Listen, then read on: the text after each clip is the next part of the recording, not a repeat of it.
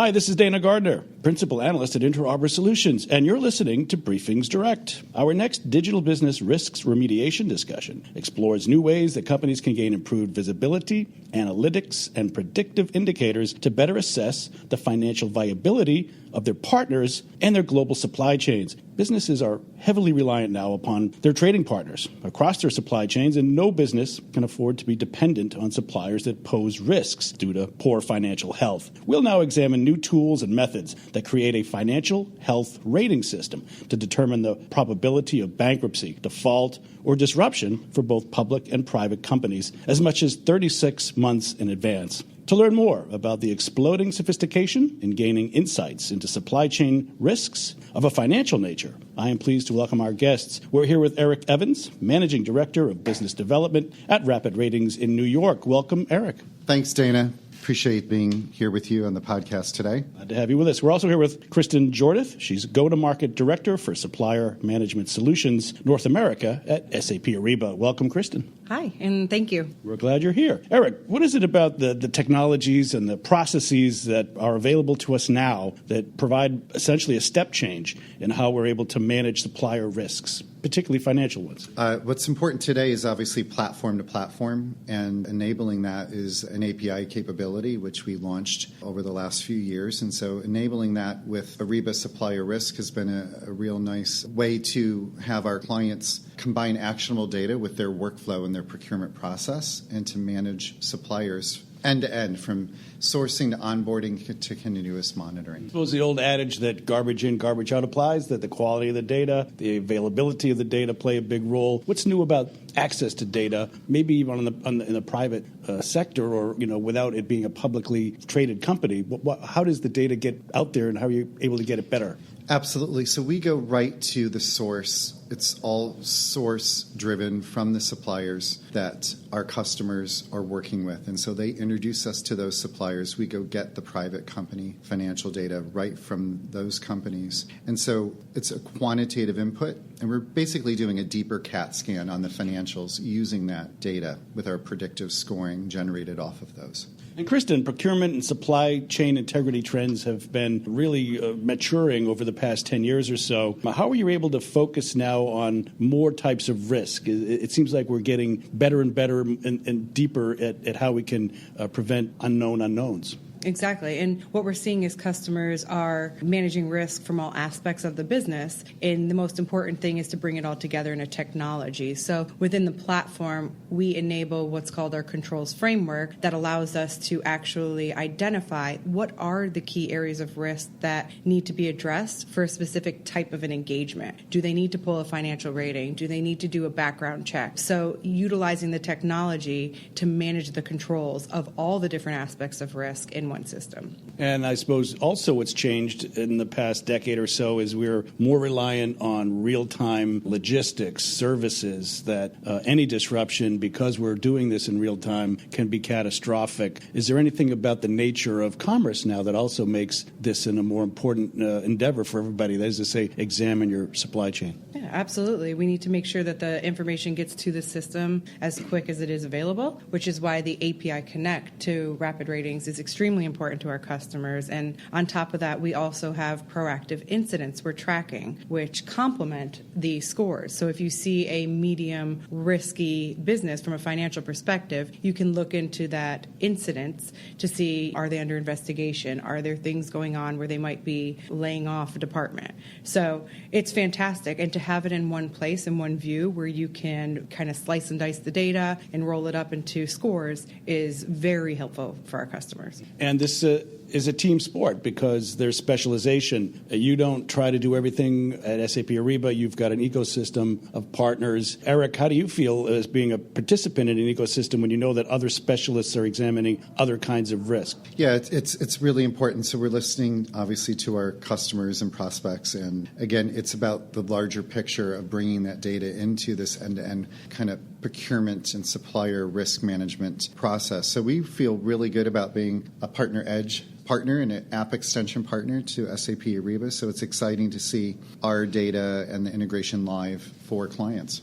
All right, well, let's dig into the solution itself a little deeper. Rapid Ratings International, Inc. is the creator of the proprietary financial health rating, also known as Rapid Ratings. Tell us about the history. What led up to the ability to do this solution now, and why didn't this exist 30 years ago? We take pride on the fact that the company was really founded by someone that had a background in econometrics and modeling. And so we have 24 industry models that really drive the analysis. And so it's that kind of deeper, precise, accurate modeling plus the historical database over 30 years of data that we have. And, when you combine those, it's much more accurate and predictive, really looking forward at the data. All right, so we have a score. We have a 0 to 100 score. Is there an analog to this? Is this sort of like your credit rating as an individual consumer? And how does that whole score work? How does that indicate to people when to be mindful of potential risk? Absolutely. So we have a financial health rating called the FHR, which is a short-term score. It's 0 to 100, and so that looks at the next 12 months with a probability of default, so really a short-term view. And then a core health score, which is around 24 to 36 months out, and that looks at operating efficiency and other indicators of how well that company's managing the business and operationalizing. And so when you combine the two or look at them individually, you can see companies that are maybe weak short-term, but they look fine long-term, or vice versa. They don't look good long-term, and short-term they look less risky because they have cash on hand. And that's happening out in the marketplace today with a lot of the IPOs like Pinterest or Lyft. They have a medium risk FHR because they've got cash, but long-term their operating efficiency needs to be improved because they're not profitable. All right. Now, for an organization that has issues, you have more than just raw data. You're able to get that 36-month look out. Is this based on a historical set of looking at what happens historically to companies that fail and then using that to some degree? How is it that you can get 36 months out when you're only dealing with short-term data? It is that historical nature. It's the modeling underneath. And so understanding really what gets really precise about that is the industry that company is in. So having 24 industry models is very different than taking all the companies out there and really stuffing them into 4 plain vanilla kind of industry templates. So a software company is very different than pharma, which is very different than manufacturing. And so having that industry depth and the data behind it, the historical data, is what's really driving the go forward.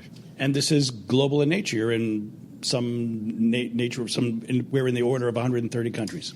Absolutely, yeah. We have gone out to over 130 countries to get the data from those sources, those suppliers, and so it is a global data set that we've built for curated on a one-to-one basis for our clients. All right, Kristen, I think we have a sense now of how essential this rating system can be and how powerful it is. How does a client, somebody in the Ariba orbit, take advantage of this? How is this consumed? Great question. So with everything at SAP Ariba, we want to simplify how our customers get access to information. So what we do with the Partner Edge program is we work with our third parties and our partners to create an API where our customers, all they need to do is get a license key from Rapid Ratings and apply it to the system. So the infrastructure and the connection is already there. Our deployment teams don't have to do anything in addition to just adding that user license and the key within the system. So it helps them. It's less touch and easy access to into the data. All right, how about for those companies that are selling, that themselves want to be considered good partners, good suppliers? Do they have access to this information, and can they work to perhaps boost up their score should they so choose? Our clients actually own the subscription and the license, and they can share the data with their suppliers. And what they often do, the category risk manager, to help with that supplier, they foster a dialogue with our tool called the Financial Dialogue, and they can ask up to 5 different questions that we bubble up in the report around 5 areas of concern. And so that can be used to foster a better relationship, build transparency, and it doesn't have to be a negative conversation, it can be a positive one. They may want to invest in that company, extend payment terms or credit. They may want to work with them on SLAs. They may want to send people there to help manage. So it could be a good way to just build up that relationship with that supplier and use it really as a basis, a better foundation. So, Kristen, when I put myself in the position of a buyer, I also need to factor lots of other issues around sustainability, around their posture vis-a-vis compliance, vis-a-vis availability, and so forth. So how do you see the future unfolding for the holistic approach to risk mitigation, taking now advantage, of course, of financial risk, but the whole compendium of other risks as well? It's not a simple, easy task. Yeah, no, exactly. So when you look at financial data, you need to understand the story behind it. Why is that financial data? Why does it look the way it does today? And what I love about Rapid Ratings is that they have financial scores, but also more of the health of the company in the future. And what we provide within our solution are other factors such as sustainability, information security. Are they funding things like women's rights in third world countries? Because once you start looking at the proactive awareness of what's going on and all the good and the bad together, you can weigh them in a sense. So their financials may not be up to par. They're not high risk, but because they're funding women's rights or doing a lot of things with the youth in America, to me, that's more important. So I'm going to put them on a tracker to address their financials more often, but I'm not going to stop doing business with them because this is one of my goals is with the sustainability. So I think that holistic picture helps tell the true story and the story that connects to our customer, not the story we want them to have. So it creates and crafts that picture for them. Empirical data that can then lead to a good judgment that takes into full account all the other variables. How does this now get to the Ariba install base, that your clientele? Is it through just one particular product line? When is the general availability? What's sort of the details of how to consume this? Today. So our Supplier Risk module is the entryway for all of these APIs. And within that module is where we connect to companies that provide financial data, compliance screening, forced labor. We are heavily expanding in this area for categories of risk with our partners. So it's a fantastic approach that we have to categorize it. So within the Supplier Risk module, they have the ability to not only access the information, but also create their own custom scores on that data. So because we're a technology organization, we don't hold them to how we weight the scores out of the box. We give them the keys.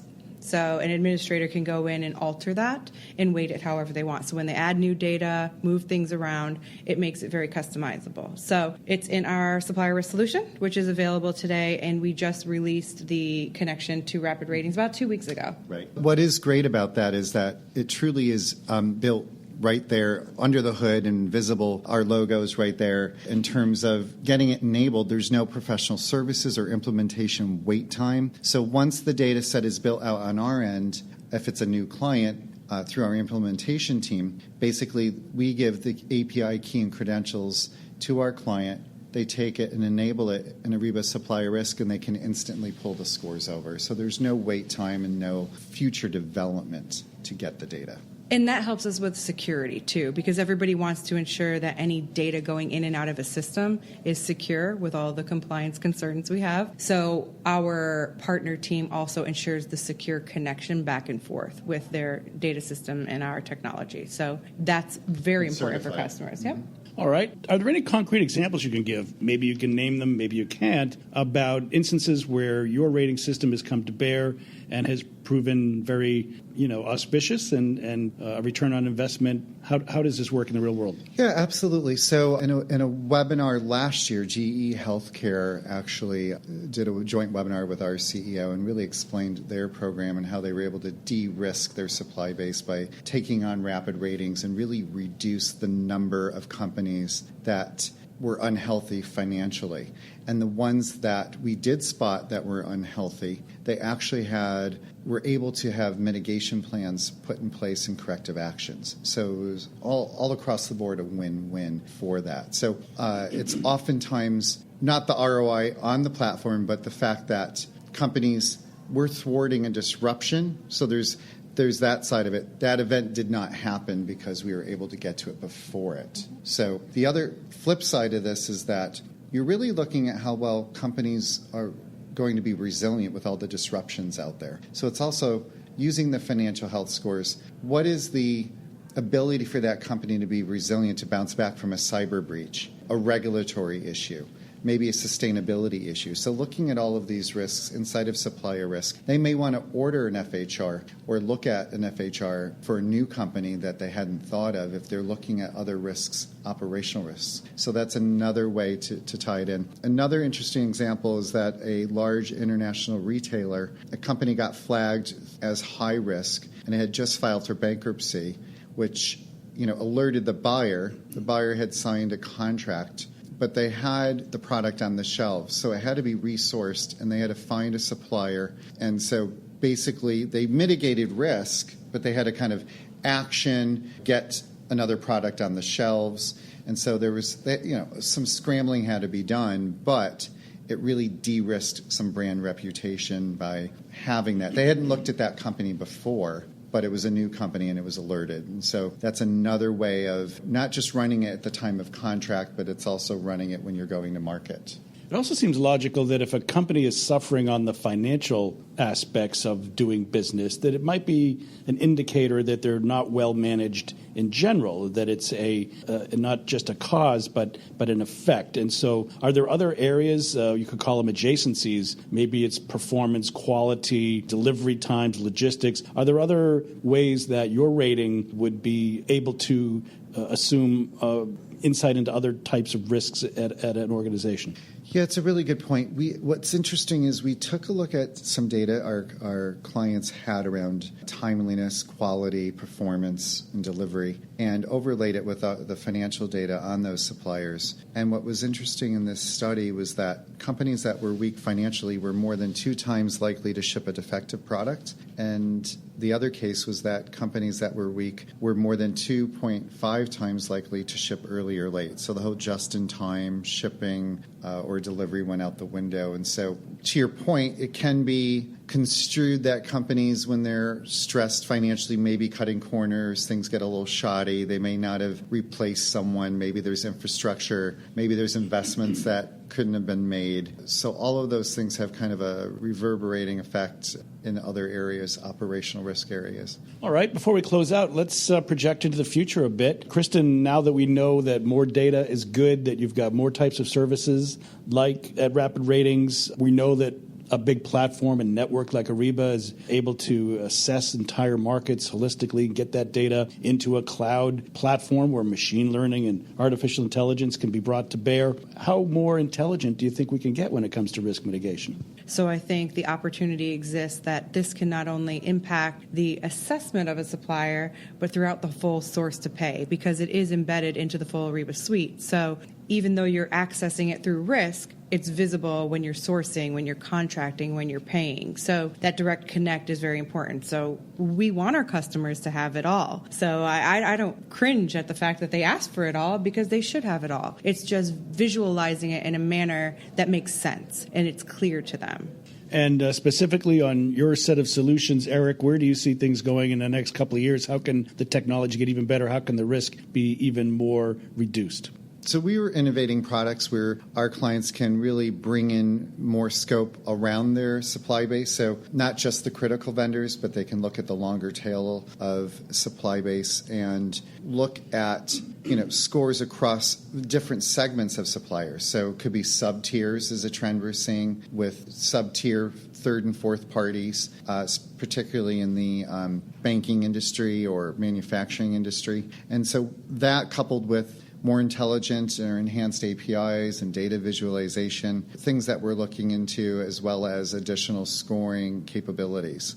All right, well, very good. I'm afraid we'll have to leave it there. You've been listening to a sponsored BriefingsDirect discussion on new ways that companies can gain improved visibility, analytics, and predictive indicators to better assess the financial viability of their partners and across their global supply chains. And we've learned about new tools and methods that create a financial health rating system to determine the probability of bankruptcy or default or disruption for both public and private companies. So a big thank you to our guests. We've been here with Eric Evans, Managing Director of Business Development at Rapid Ratings in New York. Thank you so much, Eric. Thank you. Appreciate it. And we've been here as well with Kristen Jordath, Go-to-Market Director for Supplier Management Solutions, North America at SAP Ariba. Thank you. Thank you. And a big thank you as well to our audience for joining us for this BriefingsDirect Digital Business Risks Remediation discussion. I'm Dana Gardner, Principal Analyst at Interobra Solutions, your host throughout this series of SAP Ariba-sponsored BriefingsDirect interviews. Thanks again for listening, and do come back next time.